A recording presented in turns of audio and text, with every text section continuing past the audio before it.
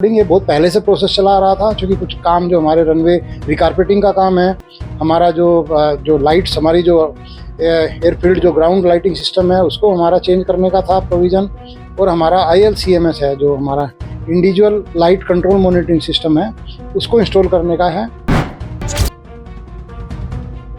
Runway की efficiency रखने के लिए, एयरक्राफ्ट की सेफ्टी और पैसेंजर की सेफ्टी के लिए, और हमारी लाइसेंसिंग के लिए ये चीज़ें हैं जो रनवे की जो काम हमने जो आपको बताए हैं ये बहुत ही आवश्यक है। नहीं, पैसेंजर को कोई मुश्किल नहीं आएगी। हम टोटल क्लोजर नहीं कर रहे हैं, हम सिर्फ 8 घंटे के लिए रनवे को क्लोज करेंगे। जो 1:45 PM से लेके और आपका 9:45 PM तक है, इसमें रनवे क्लोजर रहेगा। तो इसमें कोई फ़्लाइट ऑपरेट अमृतसर एयरपोर्ट से नहीं होगी। तो पैसेंजर्स को भी हम ये बताना चाहते हैं कि वो अपना अगर ये शेड्यूल है तो इसमें उनका कोई फ़्लाइट का शेड्यूल उनको नहीं मिल पाएगा अमृतसर एयरपोर्ट से। कि आज अभी हमारा जो अमृतसर एयरपोर्ट पे है, हम कुछ डेवलपमेंट वर्क स्टार्ट कर रहे हैं अपने। तो हमारा जो समर शेड्यूल है उसमें हमने नोटम लिया है ऑलरेडी। तो हमारा नोटम जो है वो 1 अप्रैल से शुरू होगा, डे आफ्टर टुमारो, और ये 27 सितंबर 2026 तक ये चलेगा। और इस दौरान जो फ़्लाइटें हैं जो 1:45 जो आफ्टरनून में, यानी 13:45 से लेके 21:45 यानी लगभग 9:45 बजे 9:45 रात को तक हमारा एयरपोर्ट में रनवे अवेलेबल नहीं होगा, क्योंकि रनवे पे कुछ काम जो हैं हमारे वो हम करेंगे, उसमें एग्जीक्यूट करेंगे। और बाकी हमारी जो फ़्लाइट हैं ऑलरेडी समर शेड्यूल में उन लोग फ़्लाइट्स को हमने शिफ्ट कर दिया है, या तो हम उनको 1:45 के पहले ले गए हैं या फिर हम 9:45 के बाद ले गए हैं। तो उसी के अकॉर्डिंग ये बहुत पहले से प्रोसेस चला आ रहा था, क्योंकि कुछ काम जो हमारे रनवे रिकारपेटिंग का काम है, हमारा जो लाइट्स, हमारी जो एयरफील्ड जो ग्राउंड लाइटिंग सिस्टम है उसको हमारा चेंज करने का था प्रोविज़न, और हमारा ILCMS है जो हमारा individual light control monitoring system है उसको इंस्टॉल करने का है। रेसा डेवलपमेंट का काम है हमारे इकाऊ।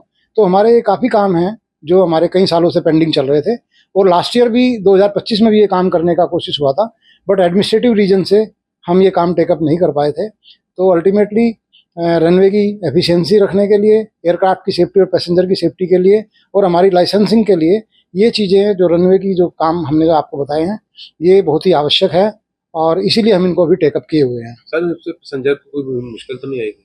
नहीं, पैसेंजर को कोई मुश्किल नहीं आएगी। हम टोटल क्लोजर नहीं कर रहे हैं, हम सिर्फ 8 घंटे के लिए रनवे को क्लोज करेंगे, और पैसेंजर्स बाकी टाइम में वो मूव करते रहेंगे। जैसे ही हम अपना काम फिनिश करेंगे, हम पूरा विजुअल एड्स, पूरी लाइट्स वगैरह एज इट इज़ उसको लगा के, और शाम को हम रात में 9:45 PM पे रनवे को फिर खोल देंगे एयरक्राफ्ट के मूवमेंट के लिए। तो एवरीडे हम यही करेंगे कि हम 8 घंटे काम करेंगे, और बाकी टाइम उस पर फ्लाइट्स का जो आवागमन है वो सुचारू रूप से चलता रहेगा। जैसे आपने जिस टाइम पे बंद करना, जो पहले फ्लाइट आती थी वो उसके पैसेंजर इधर ही आएंगे या बाहर कहीं और एयरपोर्ट? नहीं, उनके पैसेंजर्स यहीं पाएंगे, क्योंकि समर शेड्यूल जो होता है, हमारे 2 शेड्यूल होते हैं 6 मंथ के। एक विंटर शेड्यूल होता है और एक समर शेड्यूल होता है। समर शेड्यूल अभी हमारा अभी शुरू हो चुका है, इस संडे से शुरू हुआ है, 28 तारीख से शुरू हुआ है, 28 मार्च से, और ये हमारा 27 सितंबर तक चलेगा। तो ये प्रोसेस हमारा ऑलरेडी 3-4 महीने पहले ही शुरू हो गया था, और पूरे एयरलाइंस की पूरी मीटिंग करने के बाद हेड ऑफिस में, और ये सब उनको ऑलरेडी ये बता दिया गया था, और उन्होंने जो अपने स्लॉट्स हैं, जो उनकी फ़्लाइट का जो शेड्यूल है उसी के अकॉर्डिंग उन्होंने आपको चेंज कर लिया है। लोगों को क्या मैसेज देना चाहते हैं हमारे? देखिए, अभी हमारा जो समर शेड्यूल में है वो हमारी 62 फ़्लाइटें हैं, और ये मेनली इस दौरान जो टाइम जो मैंने बताया 8 आवर्स का, जो आफ्टरनून में है हमारा, जो 1:45 PM से लेके और आपका 9:45 PM तक है, इसमें रनवे क्लोजर रहेगा। तो इसमें कोई फ़्लाइट ऑपरेट अमृतसर एयरपोर्ट से नहीं होगी। तो पैसेंजर्स को भी हम ये बताना चाहते हैं कि वो अपना अगर ये शेड्यूल है तो इसमें उनका कोई फ़्लाइट का शेड्यूल उनको नहीं मिल पाएगा अमृतसर एयरपोर्ट से फॉर दिस जो आने वाला टाइम है समर शेड्यूल में। तो पैसेंजर्स को हमारी यही रिक्वेस्ट है कि वे अपना शेड्यूल देख के और अपनी जो फ़्लाइट्स हैं उनको बुक करें, और अगर किसी को इस दौरान जाने का है या इसमें तो कोई फ़्लाइट उनके पास अवेलेबल नहीं हो पाएगी, ये सूचना के लिए है सभी की, क्योंकि इसमें हमारा रनवे का काम हम शुरू करने वाले हैं। और काम एक काम नहीं है, कई काम हैं हमारे, एसोसिएटेड वर्क्स हैं, जिसमें हमारी रनवे की रिकारपेटिंग है, जो हमारा 3658 मीटर का जो पूरा लंबा रनवे है और 60 मीटर चौड़ा है, उसमें हम 2 लेयर्स में उसको हम रनवे रिकारपेटिंग कर रहे हैं। रेसा जो हमारा रनवे एंड सेफ्टी एरिया है उसको हम एज पर जो हमारा इंडियन जो इंटरनेशनल सिविल एविएशन ऑर्गेनाइजेशन है उसके मानक के अनुरूप जो है उसको क्रिएट करना है, उसको डेवलप करना है। उसके अलावा हमारी लगभग मोर देन 2000 जो एयरफील्ड ग्राउंड लाइटिंग्स हैं, जो आपकी कैट 3 भी हमारे यहाँ पे है, जो कुछ फ्यू एयरपोर्ट्स पे है जहाँ पे हमारी विजिबिलिटी बहुत ही काफ़ी कम होने पे, जीरो होने पे भी, फॉग की स्थिति में भी हमारे एयरक्राफ्ट जो हैं वो लैंड कर जाते हैं। तो उस कंडीशंस में हमारी जो लाइट्स हैं AGLs, उनको भी हम LED में कन्वर्ट कर रहे हैं और उनका कंट्रोल सिस्टम जो है वो ATC में रहेगा।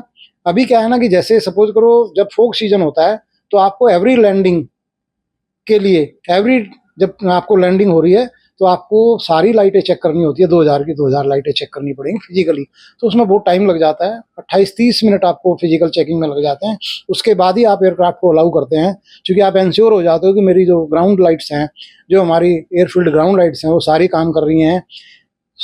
अभी क्या होगा, इसमें हम LED मॉनिटर लगाएंगे ATC में भी, और उन सबका जो कंट्रोल होगा वहाँ पूरी रनवे की 2000 लाइट्स का, वो सारा ऑप्टिकल केबल्स के थ्रू वो हमारा कंट्रोल रूम में रहेगा और एक ATC में रहेगा।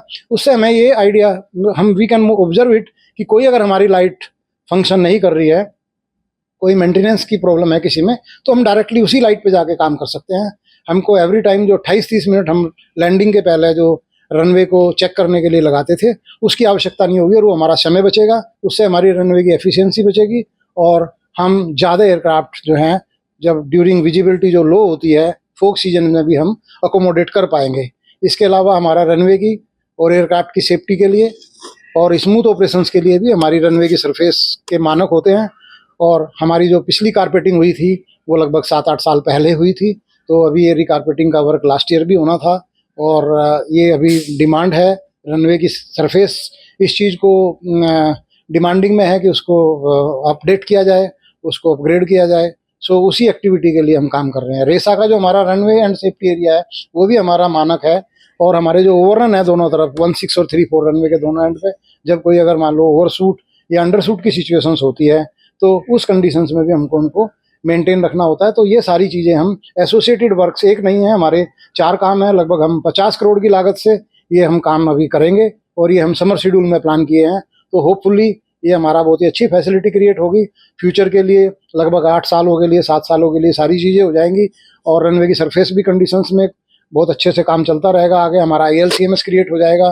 तो ये सारी फैसिलिटी जो है पैसेंजर्स की और एयरक्राफ्ट की सुविधा के लिए है। हाँ, टेम्परेरीली आप ये मान सकते हैं कि यह सुविधा जरूर होगी थोड़ा, क्योंकि हमें रनवे क्लोज करना पड़ रहा है, बट ये मैंडेटरी सिचुएशन है।